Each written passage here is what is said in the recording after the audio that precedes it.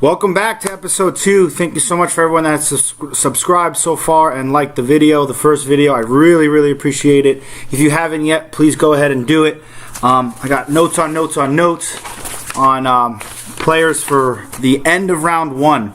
So today what we're going to cover are picks 6 through 12.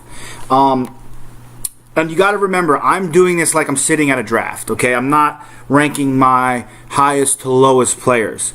I'm going to be drafting the way I would be drafting if I were sitting with you on the couch drafting. So let's get started. My first picks in the second half of the first round, so pick number 6, okay? I kind of looked back at the first half of round 1 and decided that, you know what, a lot of RB1s went off the board already, right? So you had Barkley gone, you had Zeke gone, you had McCaffrey gone, Kamara gone, and Bell gone, okay?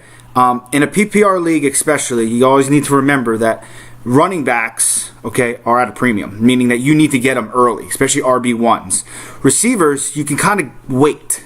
And what I mean by that is you can grab let's say a Godwin from Tampa Bay late, and he can be your, flex or wide receiver 3 in a PPR league. The guy had potential to go off last year, and he did. Especially with Fitzmagic under center now. That could be different this year, but he's just my example. So I was sitting there at pick 6 with all those running backs off the board, so I decided, you know what, I got to go running back. And I went with the 6th overall pick with James Conner.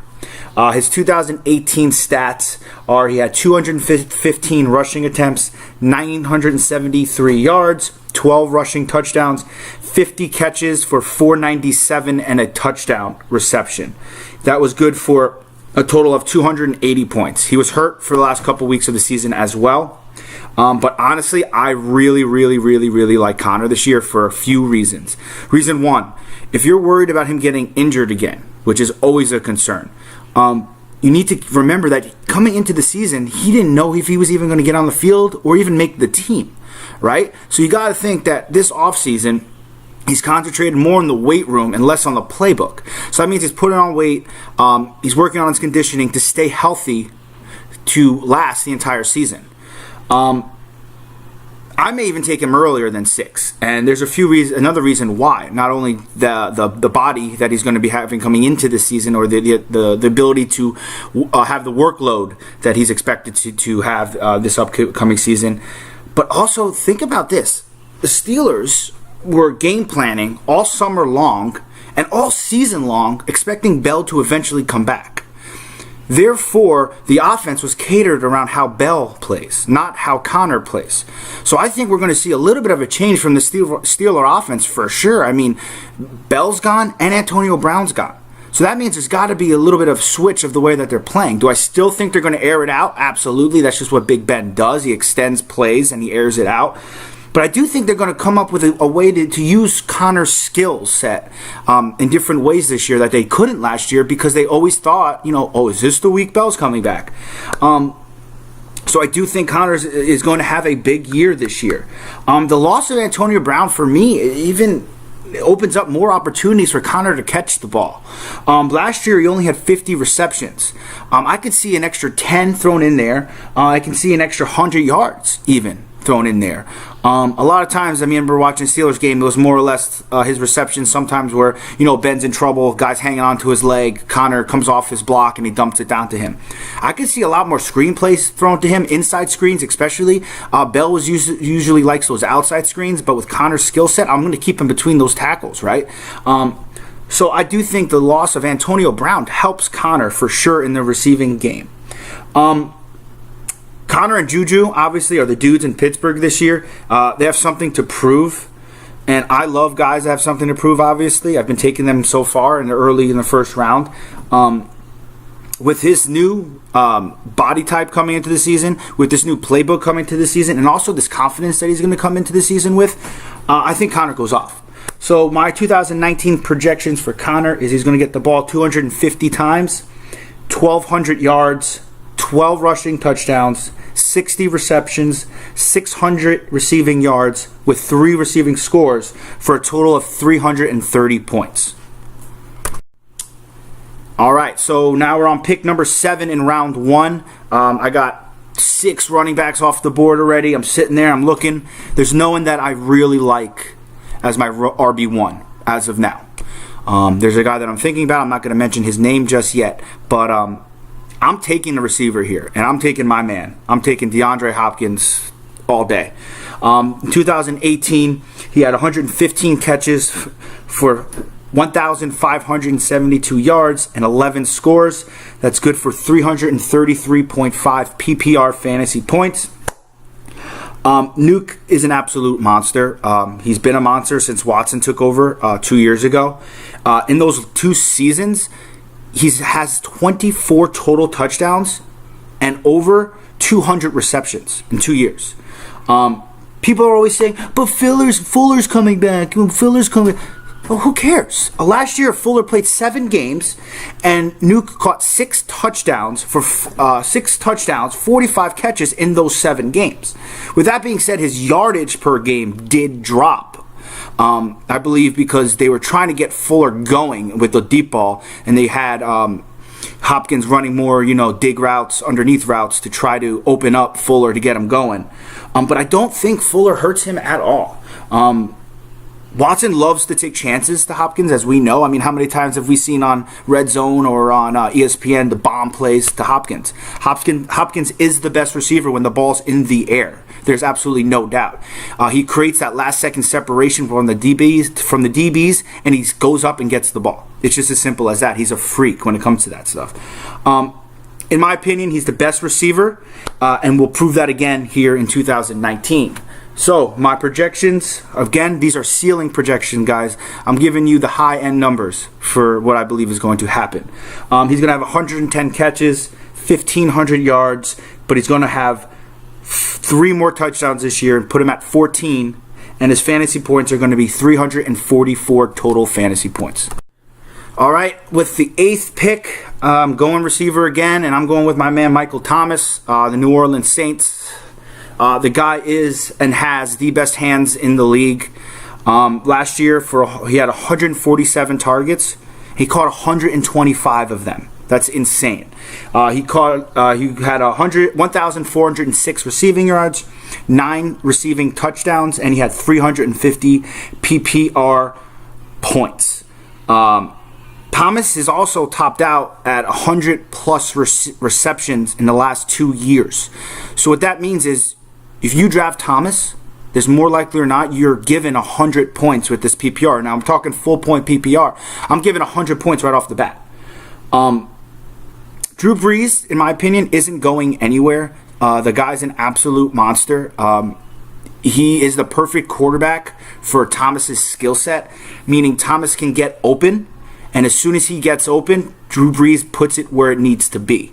Thomas does a great job at boxing out the corners. It is like in basketball. I'm giving a basketball reference right now. So if the corner's on his hip, he does a great job getting inside leverage on him, and Brees puts it where it needs to be each and every time. Again, Saints offense averaged like 32, I think it's 31.5 total points last year per game. That's insane. So I believe they're going to do it again. And a little off the record here, but I think the New Orleans Saints will win the Super Bowl next year. Book it.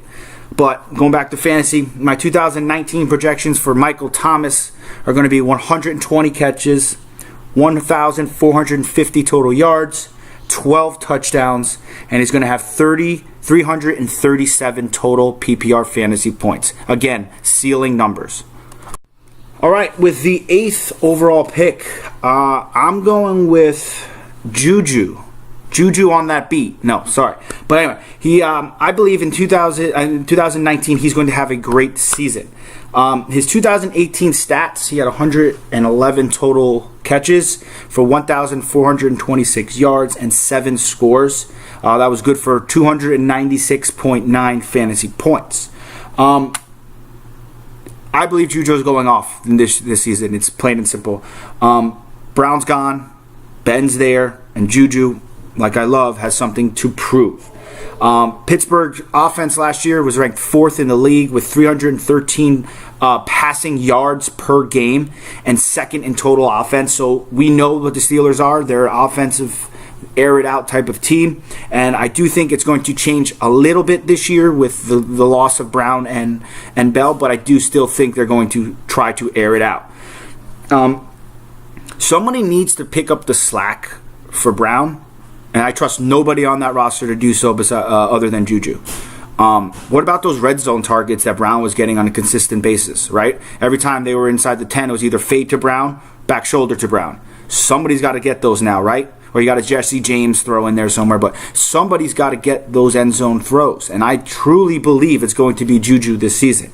My only concern now with JuJu is what makes him attractive here at the 8 spot, the loss of Antonio Brown, right?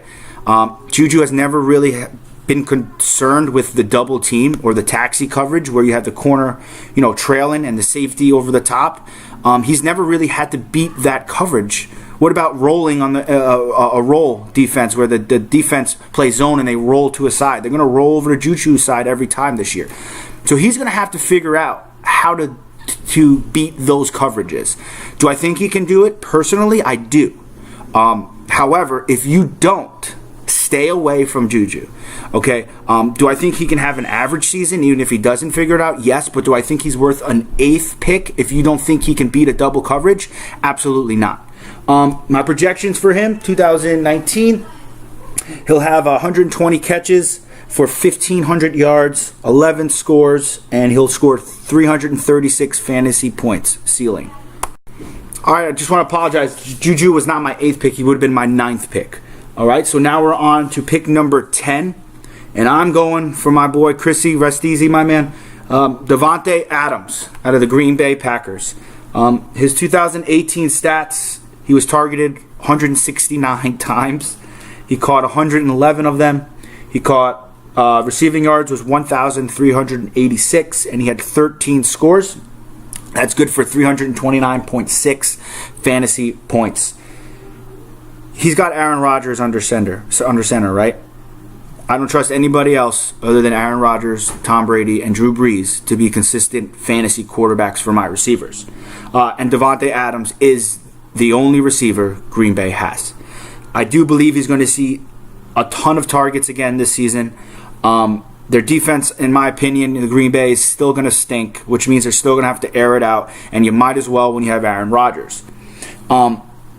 My only concern with him is over the last 9 games of the season, Adams only had 100 or more receiving yards twice. However, he did have two 10-plus games during that span, so he did have 2 games where he caught more than 10 balls.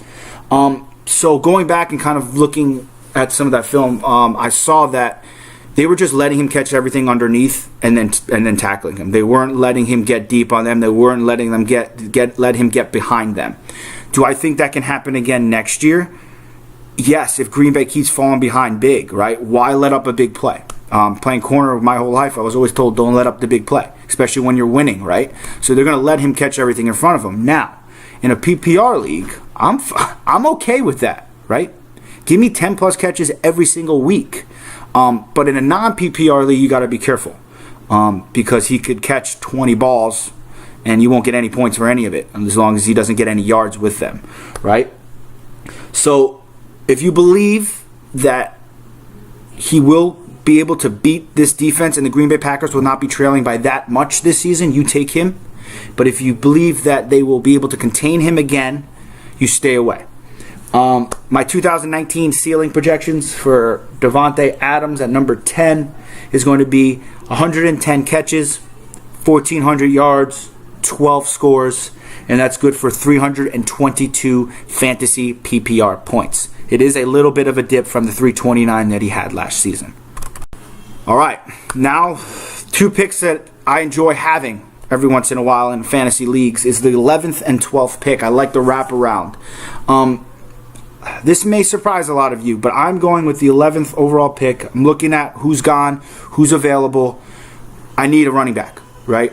I can't wait any longer because if I miss out on a running back this pick, right, and 12 takes the 2 running backs that I still have as my RB1s, I won't get another pick for a very long time, right? So I'm kind of stuck. So I'm going to go for a running back. And the running back I'm deciding to go with the 11th pick is going to be David Johnson, Cardinals.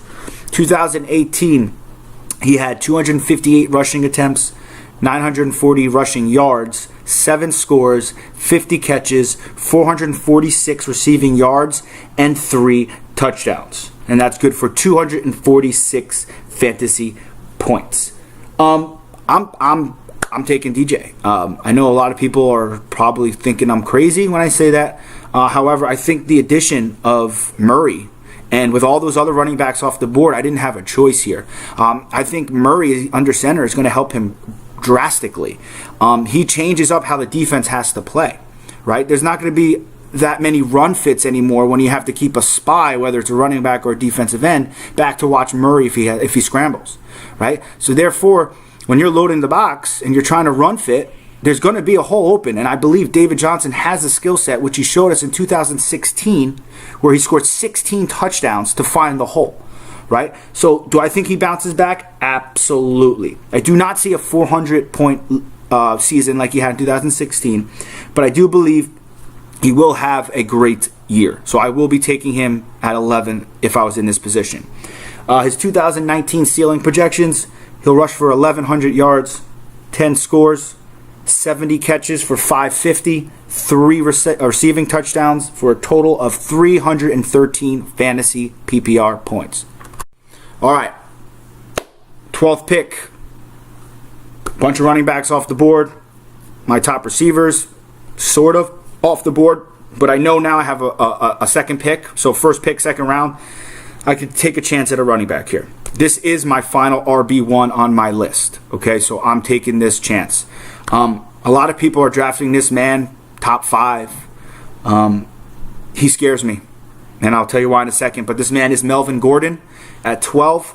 His 2018 stats: he rushed 175 times, 885 yards rushing, 10 scores, 50 catches, 490 receiving yards, 4 receiving scores for a total of 225 points.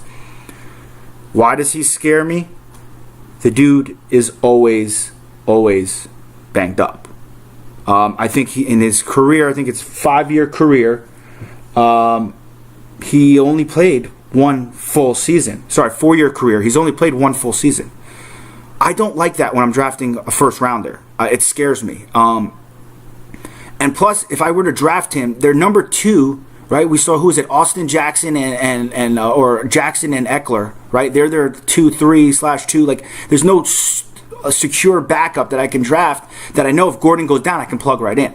So I'm staying away from Gordon this year. Now, if he stays healthy the whole year, okay, at 12 for sure is a steal. Even at 5, 6, 7, 8, 9, 10, 11, 12, for me it's a steal. But the big concern again is his injuries. Okay. The running back 1 list is slim at this point, so I took a chance. All right. My projections for 2019: Melvin Gordon ceiling 1,250 rushing yards, 14 scores. The guy knows how to get in the end zone. He's a Badger. He knows how to get in the end zone. 50 catches for 400 yards, and he'll have 3 receiving scores for 317 fantasy PPR points. Big asterisk if he stays healthy. All right, so that's my first round roundup. I hope you all enjoyed it. Please remember to subscribe, like this video, share it with whoever you have. This will probably be my last video for this week. I did want to get to a question that I had from my buddy Brian. He asked me, he said OBJ is going to have a monster season this year. I think he has a fantastic season this year, but I want to stay away from him in a PPR league. I am way up on him on a regular scoring league. The one thing that scares me with the Browns, okay, I know Baker likes to air it out, but Jarvis Landry, okay, demands the ball on a lot of possession type plays, right? So third downs, I think he's going to look for Landry. Going deep, he's going to go to OBJ. So OBJ is going to have those explosion games like he did for the Giants. But OBJ also tends to disappear. Okay. Another thing why I'm going to stay away from him is we see what he does, right? He can explode and he loses his head and he's totally out of it. Do I think that's going to happen again for his first year on the Browns? I don't. I think he's going to be well behaved. But again, that Jarvis Landry guy, I'm telling you, underneath is going to catch a lot of balls for the Browns. So am I high on OBJ? I am. Am I higher on OBJ on a non-PPR league? For sure. But we will be hearing OBJ's name very soon, most likely in the early second round in my PPR rankings. Or draft, I should say. All right. So, Brian, thank you so much for the questions. If y'all have any other questions or statements or just want to chime in, I would love to hear from y'all. So just leave a little comment on the bottom of my videos, and I will get to them on the next video. This is going to be it for the week. So I will see you guys next week, where we will start round 2, starting off with the 12th pick, with the 13th pick. And just to remember, that person picked Melvin Gordon last in the first round. All right, guys. Commish, out.